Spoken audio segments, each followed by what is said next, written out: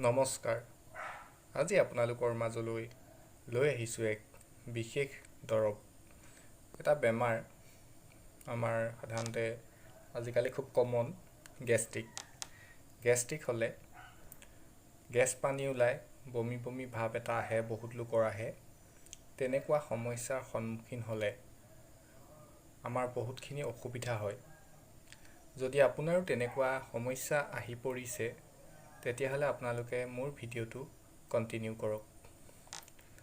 আজি মই এবিধ আনি থৈছোঁ, যি খোৱাৰ পিছত আপোনাৰ সেই গেষ্ট্ৰিকৰ যি বমি বা গেছ পানী ওলোৱাৰ সমস্যা হৈছে, সেইটো একেবাৰে নাইকিয়া হৈ যাব।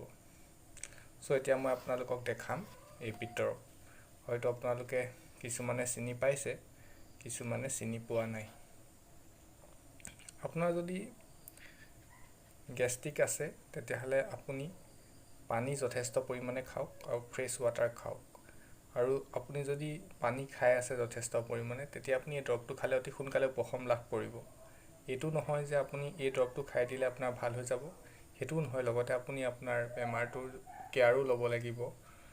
যিহেতু বন দৰৱ হয়, আপোনাৰ কোনো স্বাস্থ্য হানি নহয়, সেইকাৰণে আপুনি সেইটো গ্ৰহণ কৰক। এইবিধ হৈছে মধুৰি আম বা মধুৰি গছৰ কোঁহ। মই অকণমান ডাঙৰ ডাল এটা আনিছোঁ। আচলতে এই কোঁহটো দেখিছেনে, এই কোঁহটো এনেকুৱা কোঁহ লাগে। এনেকুৱা কোঁহ কেইটামান ছিঙি লৈ আপুনি যদি মোহাৰি খায়, বা আপুনি যদি মোহাৰি খাই বেয়া পাইছে, অকণমান নিমখ মিলাই যদি মোহাৰি পেলাই আপুনি খায়, তেতিয়া আপুনি অতি সোনকালে সেই ৰোগটোৰ পৰা উপশম পাব। এবাৰ খাই চাওক, অতি সোনকালে সহজে উপশম পাব আৰু মোক কমেণ্টত জনাব। ধন্যবাদ।